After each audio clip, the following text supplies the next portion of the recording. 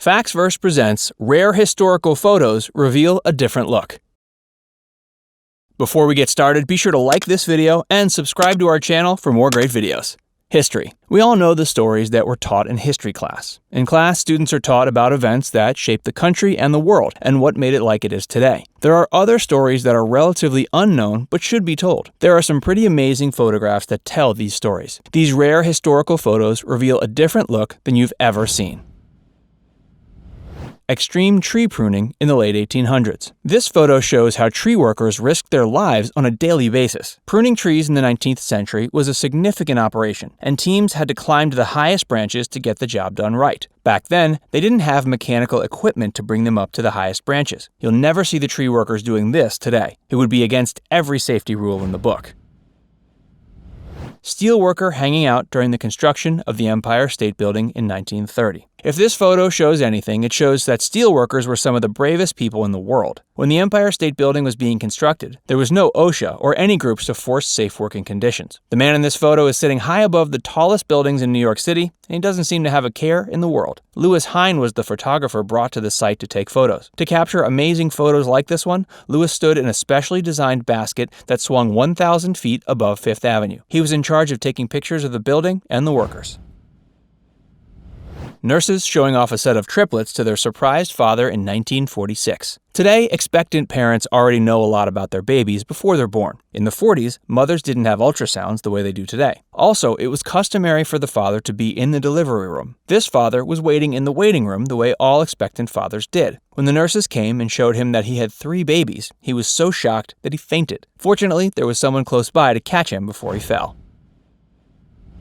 Looking for work during the Great Depression. The Great Depression was hard on the American public. After the stock market crash of October 1929, millions of investors were wiped out, which ended factory jobs. This made it hard for farmers to sell their goods. If a person had a job during the Great Depression, they were incredibly lucky. The man in this photo was trying to promote himself to find a job. He had 3 children who were counting on him, so he had to do whatever it took to find work during such a trying time. Juliane KOEPCKE, the Miracle Girl. On December 24, 1971, Juliane and her mother were traveling from Lima to PRUNING to visit their family. The flight was going fine until the plane flew into a thunderstorm. The aircraft was struck by lightning and started to go down. Juliane remembers a quiet free fall into the Peruvian jungle before she passed out. When she landed, her mother wasn't there, and she had a broken collarbone. She dragged herself from her seat and found a bag of candy to live on. On January 3, 1972, she was discovered by forest workers. Juliane managed to survive for 11 days in the rainforest. 90-year-old Czech Republic grandmother passes time painting houses. Agnieszka Kasparkova is a 90-year-old woman who lives in the Czech village of Luka and passes her time painting murals on her neighbors' homes. She retired from her job in agriculture, and now she paints. Agnieszka says that she does this because she wants to help decorate the world a bit. She says that she isn't an artist, she just does what makes her happy. Madonna at the University of Michigan in 1976. Before Madonna made it big, she was a typical college student at the University of Michigan. She was taking her standard college courses and studied dance during her free time. During summer vacations, Madonna studied at the American Dance Festival. In 1978, Madonna left college to move to New York City. There, she studied at the Alvin Ailey American Dance Theater. It would be another 4 years before she made it big.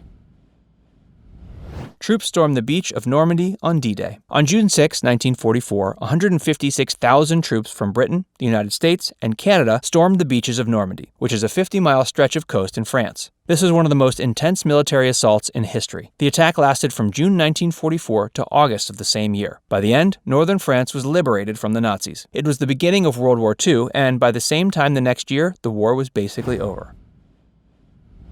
The kids behind the Peanuts characters. Peanuts creator Charles Schulz thought it was important for the Peanuts kids to have the voices of actual children. The kids who were cast were all around the same age as their characters. Kathy Steinberg was only 4 years old when she was hired to play Sally Brown. She lived next door from the cartoon's producer. Todd Barbie, the boy who voiced Charlie Brown, was discovered thanks to his father, Chuck, who was Mendelssohn's director of photography. The only time an adult's voice was used was when Charlie Brown said "Arg" after Lucy pulls the football away. The same giant tortoise. Both of these photos feature the same Aldabra giant tortoise named Jonathan. The picture on the left was taken in 1902. The picture on the right was taken in 2017. Jonathan was born in 1832, and today he is 186 years old. This makes him the oldest known living terrestrial animal in the world. He lives on the land of St. Helena in the South Atlantic Ocean. Jonathan has been alive during many momentous events like the invention of moving pictures, the Ferris wheel, and the electric guitar. He lives with a few other tortoises, but still has no children. The life expectancy for these tortoises is 150 years, and Jonathan has surpassed that. Princess Elizabeth. It feels as though Queen Elizabeth has been ruling Great Britain forever, but there was a time when she was just a young girl. When she was young, Princess Elizabeth staged pantomimes at Christmas to raise money for the Queen's Wool Fund, which helped pay for the yarn used for military garments. She gave her first radio broadcast in 1940 during BBC's Children's Hour. This photo showed the Queen when she was just a princess and life was much simpler.